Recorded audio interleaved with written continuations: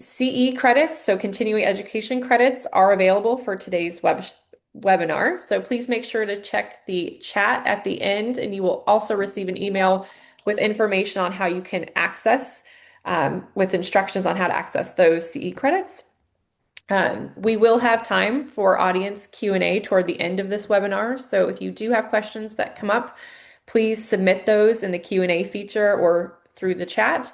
Anytime throughout this presentation, we would like to hear from you and are excited to answer your questions. And then finally, there will be a survey at the end of this session.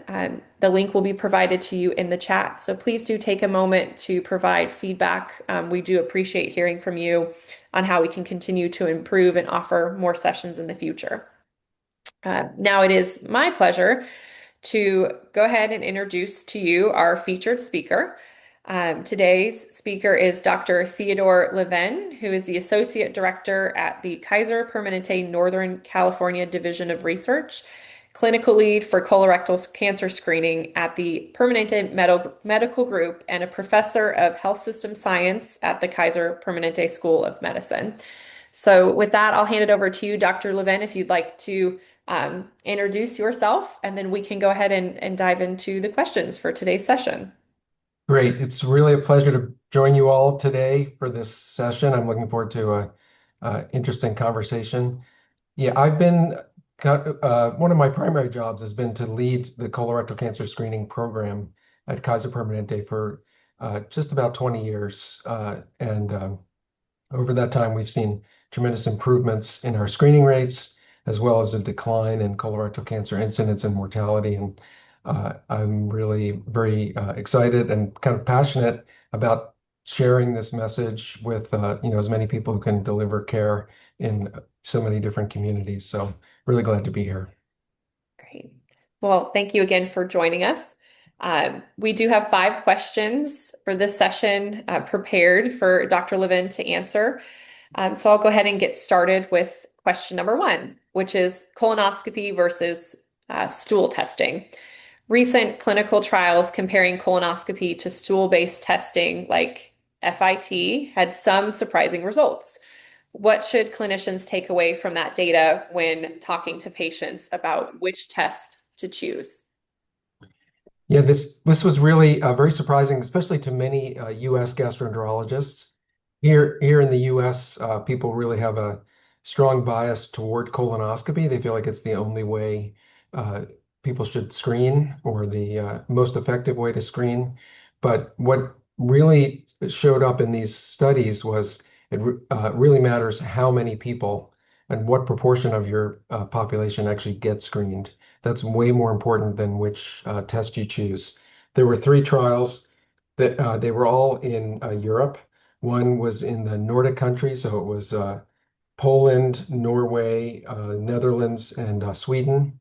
And that one, when they looked at the intention to screen, which is usually how you evaluate a trial, like how many people, regardless of whether they stick to the protocol or not, what happens, how well do people do when they do the screening? And there was really no difference between the colonoscopy and even the no screening arm of that study. When they looked at the analysis, they did see a benefit to colonoscopy compared to no screening, but it was, small. This study reported out after 10 years of follow-up, and I think we expect them to send to deliver reports after more time, potentially 15, 20 years, and I think we'll see, a spread between the 2 groups. The other study was there was one in Spain called the ColonPrev study. In that one, they were using FIT on a every other year basis, and they had 57,000 people in Spain.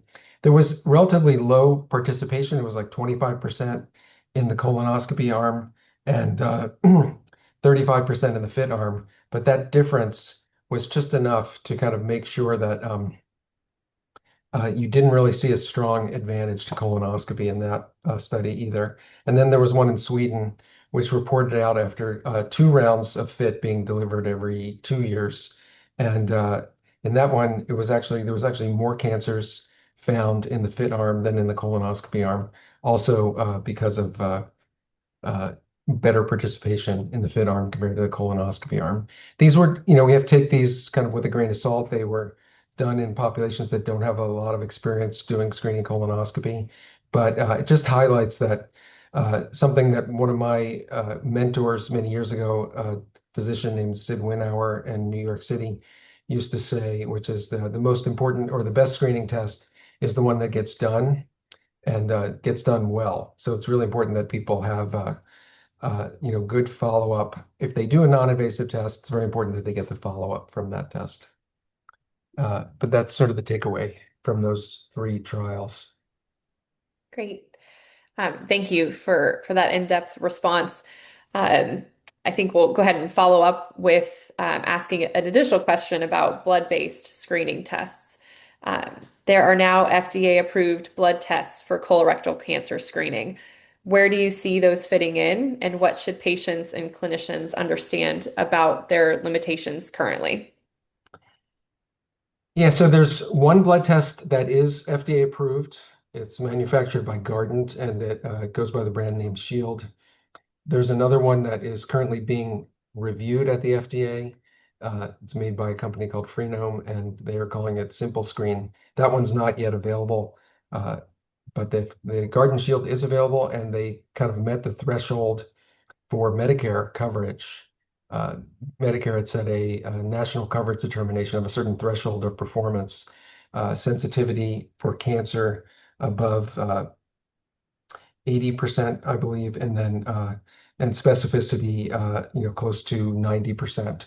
So those were so that one is available. The big downside potentially of the blood tests is that they don't do a very good job of detecting precancerous lesions, the advanced adenomas. So these are the large polyps that are adenomas, or the ones with advanced histology like high-grade dysplasia or a villus histology, and does not do a very good job of finding those, doesn't do as well as the stool-based tests do at finding those lesions.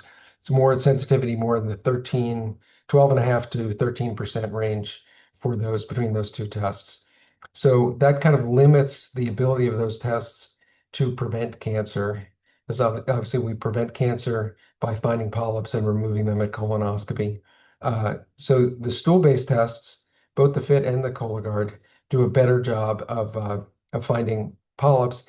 Not surprisingly, really, because polyps are benign lesions. They don't leak a lot of DNA or molecular signature into the bloodstream because they really do have a barrier between the polyp tissue and the overall circulation. So but they do shed their cells into the lining of the colon and get passed out with the stool. So it's easier to find those larger polyps with a stool-based test, whether it's FIT or the multi-target stool DNA test, which goes by the brand name Cologuard, or the multi-target stool RNA test made by a company called Geneoscopy.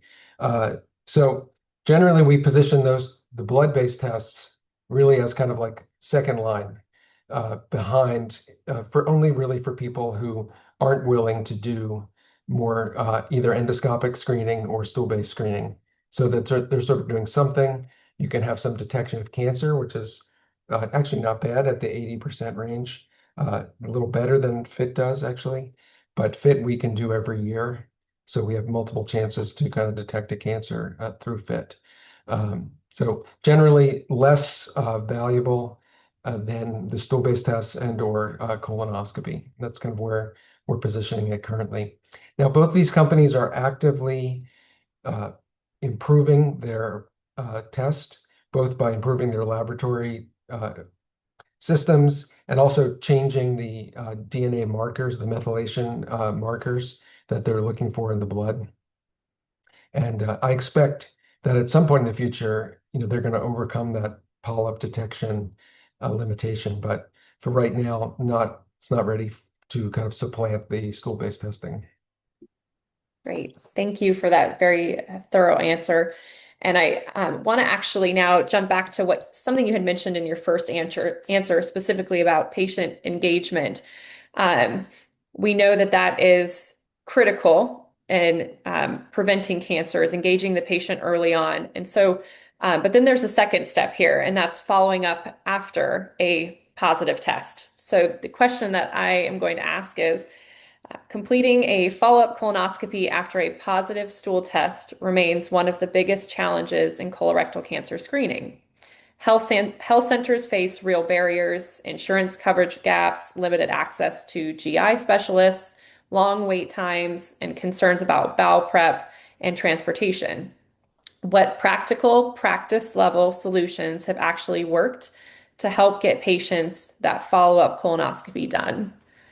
Yeah, I think it's really challenging in kind of what I would call like the public insurance environment. I think it's, particularly challenging. And also, if you're in a rural area where there might be fewer gastroenterologists around, or certain even outlying urban areas, I know that, there's a big difference even in a big city like New York between, Manhattan in terms of how many colonoscopists there are per capita and some of the outer boroughs like in Queens or Brooklyn. But what's worked for us at Kaiser Permanente, we have achieved about an 80% follow-up rate for our positive stool-based tests. And it really amounts to one, rigorous tracking. You have to really know whether somebody got their colonoscopy after you referred them. There was a study done by AMGA published a couple of years ago where they interviewed primary care physicians, and they showed them how many of their patients actually completed a colonoscopy after they had sent the referral. And many of them were shocked that their patients were not actually getting the colonoscopy. They sort of thought, well, I made the referral and, then now it belongs to GI. And that is kind of the other part. I've been on a kind of a soapbox for the last couple of years, really encouraging gastroenterologists to share in the ownership of this follow-up. I assume most of the people on this call are kind of on the primary care side of things, but it's really important that you build a partnership with those gastroenterologists. Many gastroenterologists are kind of mission driven and motivated to prevent cancer. And the highest yield of colonoscopy is after a stool-based test. So these are the patients who really need it. There's data that if it's delayed by more than 6 to 9 months, then you start to see a real change in the pattern of disease. You see more cancers on colonoscopy, and you see more, and the cancers are more advanced than they would have been had the colonoscopy been done in less than 6 months. So it's really important to kind of engage the gastroenterologist also in the kind of co-ownership of this problem. I'm working on a paper with the American Society of Gastrointestinal Endoscopy. It's still under review, but we're really trying to make the case in that paper that gastroenterologists should co-own it. And so that might involve, actual, going beyond the just usual passive referral process where you make a referral and just sort of hope for the best, but really trying to engage the gastroenterologist, develop some protocols for how people should be followed up once they're referred, a minimum number of contact attempts by the scheduling department or scheduling staff of the gastroenterologist or whoever the endoscopist is. They may not all be gastroenterologists. And really tracking. And then also sending letters to people who've been hard to reach. Many times we do send like a final letter after we can't schedule people. And 5, 10% of those people who get a letter will say, okay, I understand now that I really need to come in. So it is about education of the patients as well. Like, why is this important? Make sure they're aware that although the rate of cancer is low, it's nothing to be kind of frightened about, but it is real. And the other thing is that the most common finding on a colonoscopy after a positive stool test is a polyp, is an adenoma. There's advanced adenomas, but even small ones.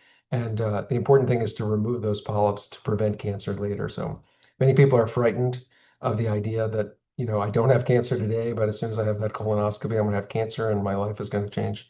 But really trying to reassure them that the most people are going to have polyps, and removing those polyps is going to prevent cancer. So really patient education, partnership with gastroenterology, and kind of rigorous tracking. Those are kind of like the three steps. Great. And I really appreciated your point about partnership and how critical it is that all of the arms in healthcare are working together, which will lead me into this next question about expanding screening through organized programs. So, proactive population-based screening programs have shown real success in improving colorectal cancer outcomes across communities. What's the key to making that work in a healthcare setting? The key is really knowing who your population is.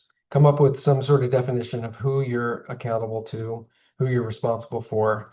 So that could be if you have, you know, a primary care roster and you know who those people are, that's one way to do it. Some sites have done it with people who have been seen within the last year, sometimes once, sometimes twice. Then those are the people that they take accountability for. But kind of know who your population is, which can be tricky, I think, particularly in like, an FQHC environment where people sort of have insurance and then lose insurance and kind of come in and out of but really try and get a sense of who those people are and then really tracking whether they're up to date for screening and when they're due. And then the next step is um, to really employ some sort of strategy that doesn't involve them actually having to make an appointment, even. That's why we are big fans in our setting of mailed fit testing, which is really easy. Some people have used the multi-target stool DNA test because that does come along with some navigation as well. It's a more expensive test than the fit, but it's sort of like one-stop shopping. If you don't have a lab that can process fit for you, or you don't want to set up kind of a mailing system, you can, and many times they are partnering with a lot of FQHCs at sort of reduced rates or even donated tests. So it's worth it to have a conversation with them kind of about that. So FIT is the most cost effective. Cologuard or multi-target stool DNA is another option, but really trying to get people where they are, reach them at home so they don't have to make an appointment and tracking who's due and making sure they complete it. And navigation is super helpful. We kind of say that like it's sort of a fancy word, but it can really be anything from any member of your office staff that can make phone calls or you communicate with patients when they're in the office if you know that they're due. And oftentimes it's, not the people with the licenses or the advanced education, but it's the ones who really have a lot in common with your patients. So that might be your frontline staff, your medical assistants, or other people in the office who can kind of connect with people and help them realize that this is not like some weird thing that they're being weird by doing this. It's actually completely normal. That there are a lot of people doing it, and it's so beneficial. And then you really driving home the message that you want your patients to kind of be there for their family. That's kind of a really strong way of connecting this kind of health message. And people have their family that count on them. They want to continue to be there. So this is a great way to do that. Yeah, thank you for that response. I do want to open it up and just remind everybody in the audience that they are welcome to put a question in the chat, or when we are finished here with another question, you're welcome to raise your hand and come off of mute and ask. But I do have one more question for you, Dr. Levin, before we open it up to the audience. And that would be about one thing that they could take away from today's session and change. If someone in this room could only do one thing to improve colorectal screening at their institution or their health center, what would you tell them that change could be? I think really the most important single change would be to just count who's due and who's up to date with screening, and then also count count how many people are getting the screening, and then set a goal. I mean, that's the two things. So count where you are today, but also set a goal for improvement. It doesn't have to be, you don't have to hit the home run, with the first swing. Just set kind of an achievable goal, measurable goal, something that you can get people motivated behind, and really, try and use all of your staff. So it shouldn't all just be on the primary care doctor in the office. Should be, there's lots of evidence that, medical assistants or other support staff can be super helpful. So really kind of, make this kind of a focus and an improvement thing for the whole, for everybody. Thank you, Dr. Levin, for that. And I especially appreciate your attention on getting the entire staff and team working as a collective unit on this, and loved the idea about the letters that get sent to individuals. I think that's a really unique touch. So thank you for sharing those insights today. With that, I will now open it up to the audience for anybody who may have questions for Dr. Levin. I know we covered quite a bit, so it could be anything from the discussion around testing to follow-up and engagement, and then also um, how you can partner with organizations and other efforts in your area. So feel free to either raise your hand or come off of mute, or you're welcome to go ahead and place your question in the chat.